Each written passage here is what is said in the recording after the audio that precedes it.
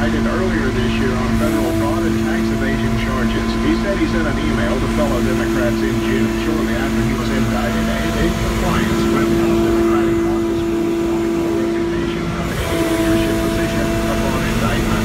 Armstrong has pleaded not guilty to the charges that accuse him of devising a scheme beginning in 2006 to profit from the cigarette tax hike planned by then-Governor Phil Bredesen. I'm Andy Vaughn. For more news, weather, sports, and funeral notices, like us on Facebook.